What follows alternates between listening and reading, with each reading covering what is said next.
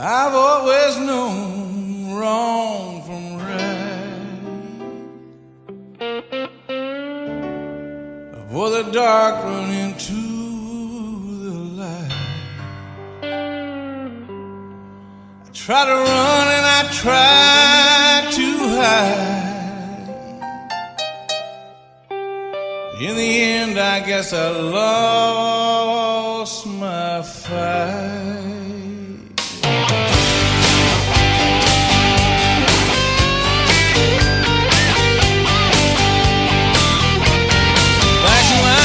Cell blocks, they got love, they got the lot.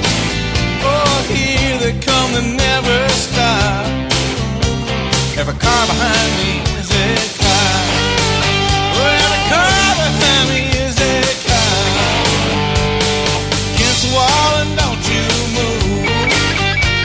They always win, you always lose. Oh, they got the law, they got the drive. Okay, so we're at the Denver Timing Association's car show here on Saturday. Heard about this a few days ago. We came down here, and I tell you, I've been in this business a long time, and there's some serious iron here, a lot of history. So I have Troy and Nick here. So Nick, tell me about what you have going on today.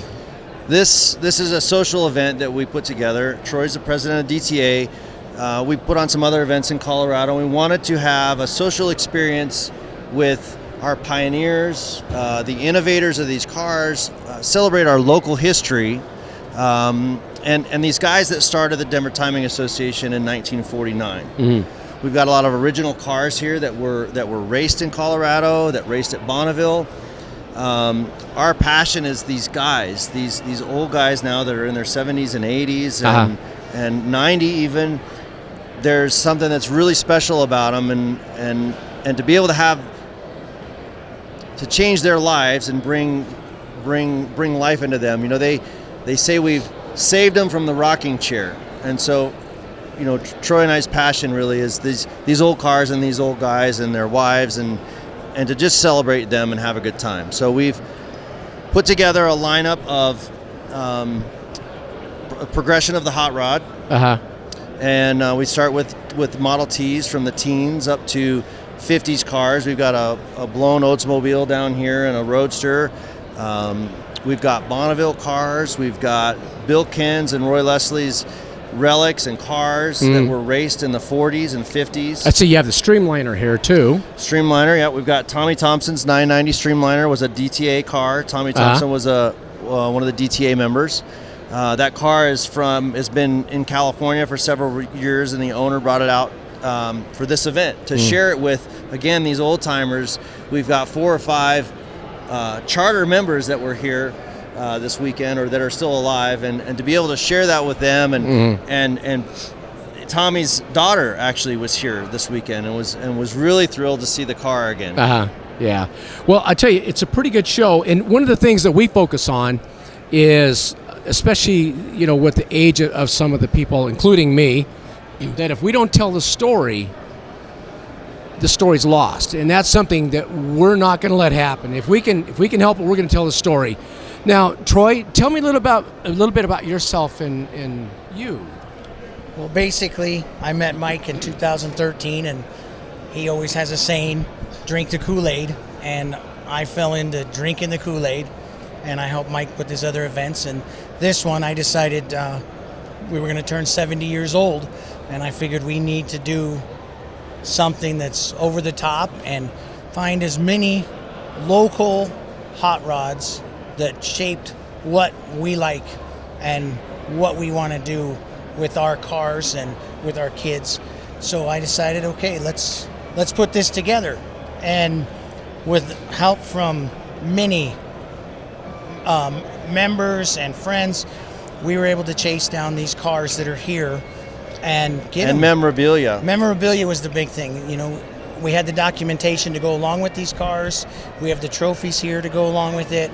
And with about a year worth of thinking and working on it, but really 6 weeks of real hard pushing, this is what we ended up with. And I think it's turned out great, and seeing the smiles on the the charter members' faces. And it's the more best. than a car show, right? Yeah. You know, our passion was to celebrate local history. Most of these cars have been handpicked and invited to represent Denver history. Yep. And a lot of the cars that are here, I believe there's 7 of them that are here that were out of state, and they took the time to get them here, bring them back so that everybody could see them. We have chairs set up around in here for everybody to sit down and tell stories about the cars. That's what it's about, walking through them, not having them roped off, being able to get up close and personal with them. Right.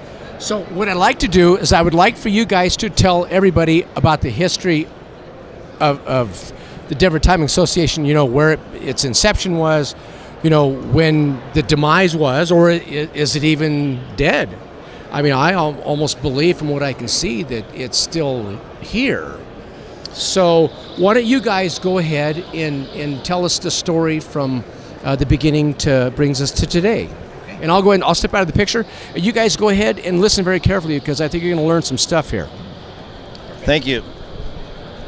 Well, I guess I'll kind of start a little bit. So basically, the Timing Association started in 1949. They were searching for areas to be able to drive their homemade race cars or street cars or their daily drivers. And once they started figuring out that you got in trouble for doing it on the street, the Denver Timing Association decided that they wanted to find safe areas and controlled environments to be able to make that happen. And There was a big stigma back in the late 40s and early 50s of kids racing their cars on the streets and getting killed and hurting other people. And so the timing associations around the country, you know, this is before there was organized drag strips. And so the Denver Timing Association got together, some of these hot rodders. Chuck Kurgan had a Phillips 66 garage. Chuck had the Phillips 66 station, 1701 high, where they had everybody would always come and meet there. And it kind of seems like to me that the early filling stations were more or less the if you were a Phillips 66 guy, you couldn't go to the Conoco station. Yeah. Or the mobile station. Or the mobile station, and that was really something Kind of I like thought Ford was and funny. Chevy guys. That's right. And they started having some meetings, and they actually did a meeting that they thought they'd have about 25 or 30 people at, and they ended up having over 400. Over 400 people. At There the was little such a elementary draw school. to be able to get it organized and have races and time them and actually find out who has the fastest car. Denver was one of the hubs in the beginning. You don't hear a lot about Denver, but we had some Ken's and Leslie, Bill Ken's and Roy Leslie had this odd rod truck. It's a twin engine truck that Bill built during World War II. They took it to Bonneville in 1949, went 140 miles an hour, and that was part of the inspiration for the club, was to promote this racing and in a safe environment. And to make sure that it was safe, like you said, and then keep going through and push the limits of what they could do. And once they started running out on the Arsenal Road, doing the 1 mile runs, the speed started increasing quite a bit, and it was kind of the testing ground too to start for Bonneville. There's here at the show this weekend at this event, we've got Stevens and Frenzel overhead valve flathead V8. It was made here in Denver. There was only 4 maybe that were made. There's a running example here. There's the 570C car was raced by Dale Young at Bonneville in '53. It's got the original paint on it, what's left. And it was actually registered to Deborah Kay in 1952. And we're 52, right. And out at Bonneville. At Bonneville. We've got, of course, the 990 Streamliner we talked about. We've got roaring roadsters. So the 30s and the late 40s, there's these little roadsters that raced. Bill Ken's was very involved with those.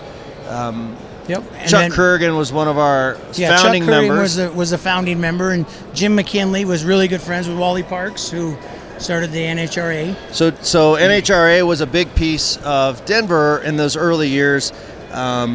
Jim McKinley was friends with Wally Parks, and they helped organize NHRA events here in Denver at Lowry Air Force Base. 1955 was the first NHRA drag safari. Went through Denver. The national meet was in Great Bend, Kansas. And we actually have a lot of the memorabilia from those events over here. And the Bandemir, so we've got the Bandemir family. John Sr. was at the 55 Drag Safari. He was a pioneer and an innovator here in Denver. He created a supercharger for six-cylinder Chevrolet. There's 2 of those manifolds here this weekend. Very unique superchargers. The GMC truck that he had is actually on a Cadillac chassis. These are amazing pieces of history and relics from the Denver era. We don't want to forget about Esmeralda. Esmeralda is the Castaneda brothers. So these historic cars that raced here in Colorado, whether they made big records or not, they're represented in their original paint. Yep. And once the Timing Association got organized and we're moving up forward, and they started building the drag strips that were sanctioned, the Timing Association kind of faded out of the picture in the early 50s. And when that came, the late 50s. So about 59 was kind of the last time that the Timing Association did a sanctioned event.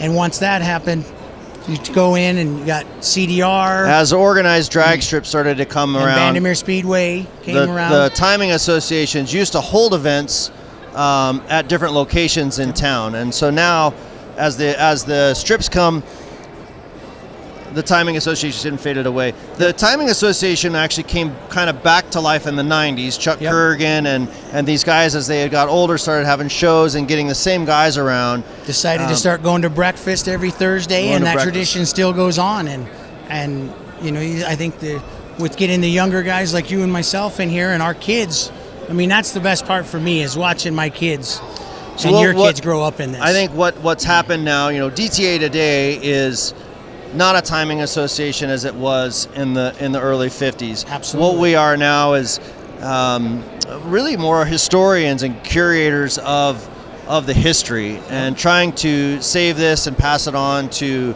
younger generations, make our fellow traditional hot rod friends aware of the amazing history that happened in Colorado. This event, not really a show, but an event, is about the history and bringing it to life. And what's really nice is seeing all the kids walking around out here, the grandpa coming out with the son, the generations, 3 generations of hot rodders coming back across here. And that's one other example that we have here. We have a set of cars over here that's a grandpa, the dad, and the 2 kids running junior dragsters. Yeah. And to see that is really just, I think, what's over the top for me. We've got another car that's been mothballed for about 30 years. Absolutely. Ron Beckman we brought out Ron Beckman's 30 Model A Roadster that is as he built it in the early 50s. It was at the 58 Sabre show and showed up in Hot Rod Magazine in 59. He's 83 years old and has his car here at the show with his son, having a great time. And talking about the Sabres just a little bit, they used to put on shows, and they kind of carried on the show tradition once the DTA kind of stopped, and they're starting that show up again, and I think they're going to have good hot rods there as well. Hot rods, yep. We've got Eddie P's, his little supercharged Model A, actually Eddie P's 34 Ford has a supercharged by McCulloch's here. These guys were founding members of the club, and they still have these hot rods. They still come out to the hot rod dirt drags, the hot rod hill climb with the same old traditional 50s hot rods. And I think one of my favorites is the old Bell Roadster, honestly. The Bell Roadster. So you get 2 cars built out of one, and completely different. One looks like the race car, and the other one looks like a 1960s drag or a street car. So. Well, I'll tell you guys, that's a lot of information for you guys to absorb, so make sure you come back and check out the video over and over again. So I hear Tri-State's coming up. Tri-State, yep. Sabres are bringing Tri-State back 2020. Yeah, I still have trophies from the day, and that's been a long time. That's second, third generation, bringing that back, the Cyphers, and it's great to be able to support those guys. Yeah, it's great. We're going to be there, and I want to really appreciate you guys coming out and doing this little interview with us, and I look forward to doing some more. You guys have anything else to add to this? Did we cover everything? Hey, just keep hot rodding in your heart and do what you want to do, and let's keep moving this hobby forward. So this right here is the 3 men that came here. Out of the 5, These are the 3 charter members, Cal Kennedy, Bill Bernard, Hank Van Fleet. And this is the main reason that I felt in my heart that we needed to do this show and showcase what's here, was to remember what these 3 did and all of their friends, and carry that tradition on with our kids and the next generation. So, I mean, if it wasn't for these guys, we wouldn't be here today. That's the way I feel. Right. Now, what's the age of everybody? Cal? 90. Cal's 90. 90. 93. 89. He's just the punk as I'm everybody would say. 21. I think. Yeah. Yeah, so we're glad that everybody came out for this, and I think that you guys all seen people you haven't seen in years, right? Right. I just talked to a guy I hadn't seen since in the 1950s. You haven't seen him since 1950. Well, Right. that's great. Sometime in the 50s, about mid-50s. I wasn't even thought of yet, Bill. I was sitting right over here in a chair. I hadn't seen him in all those years, and I heard he was here, and I remembered him, and he remembered me after I went and talked to him. Yeah. It has been that long since I saw him. You got anything to add, Cal? Well, I could verify for you that probably about 80% of what's in here, all 3 of us know the people that had them then. We know the cars, and even some of the folks that own them now. So it's been a nice trip. What do you think, Hank? You got something to add too? It's amazing what's here in a way of overall information about the past and the work and the effort by a group of people. It's just amazing, the effort and display. God, it's endless. So you really think somebody should come out and see it, huh? Well, it's up to them. If they got an interest in autos, there's a lot here, especially in the past. 70 years. Well, this thing has been planned for 70 years. That's right. It's 70 years in the making, and a lot of the things that you preserved are here. And if it wasn't for you saving that, you copied a lot of from what I gave you up there. Absolutely. If you wouldn't have saved it, we wouldn't have it here. Well, so we needed those I guys. found a good home for it. And then these ones were over here just tearing up everything and making the messes, right? No, they're not. Got that right. He kept track of stuff and had some law and order going, and the rest of us just playing. We got to soak it up and play and enjoy it. He also came equipped though with racing equipment that worked. Oh, I got a little story I want to tell about Hank. So there's a picture over here, and Hank, we came back from the Army, right? Delay en route. I was drafted into the Korean War, into the Army, and I had to go to Washington from Alabama to go overseas, and I came through Denver and had a little layover, and they heard I was here and says, "Get your car out." So I took the car out. And you gave him a good whooping, right? And we had fastest for our class for the day.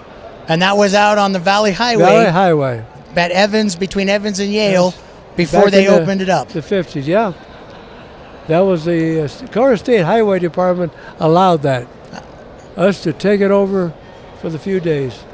And I turned a fast 68 miles an hour out at that time. Well, we got one little story to talk about Cal, too. I think that he has a trophy on his car that he holds the record, and I think you guys know it, but he holds the record on a strip, and that's the end of it. I got to let him tell you the story. Well, our very first drag racing efforts, organizer, if you will, Colorado Springs, out east of town, a dirt drag strip. And we raced out there for no place else to do. And nobody could ever break 100 out there because you couldn't stay between the fence posts. So that was back at the beginning of the 50s. Now we all, after racing there a little, then we started getting to real drag strips and all over the country. Now in 1958 or 9, or we're way up the other end, they got kicked out down there. They were going to build something there. So when they announced that, why we all went down for a fun party one weekend. We took the old car off the trailer and turned 116. It was the fastest time ever turned on that strip. They closed it, It's mine to keep. He has the record down there. Yeah. You got anything to add to a story? Not really. No, I think it's pretty well covered unless you have some specific Well, did you questions. have fun this weekend? Oh, wow. That's all This that is- matters to us. This is fabulous. I was just telling them I think you put my car where you did because you didn't want any orphan cars among all these Fords. We wanted you in the front door. He has a 49 Jeepster sitting out there in the front, so beautiful car as well. Well, that's great. You know what? I just want to say one thing. It's been my honor and pleasure to meet you gentlemen. You have such a vast knowledge of the history of Americana, the automobile, and especially in a localized area like Colorado or Denver in particular. And I just want to tell you, thanks for coming in. Thanks for bringing this, and thanks everybody for this show. It's phenomenal. I love it, and I sure hope you guys bring this show back again. It's great. Thanks for coming out and talking to us about it and making sure that everybody knows what's going on. It's my pleasure. We're gonna, a tremendous amount of everything here. well, I've been in this business all my life, and there again, 21, not long, but anybody can go out and they can buy 1,000 horsepower Hellcat. Money can buy anything. What you guys see sitting in this building here is priceless. It's history. It's something that cannot be recreated. Once it's gone, it's gone. And one of the focuses on our company is to keep this alive and keep the memory as well as everything else still intact. So I just want to thank you guys for coming out, and I really appreciate it very much. It's my pleasure. Thank you.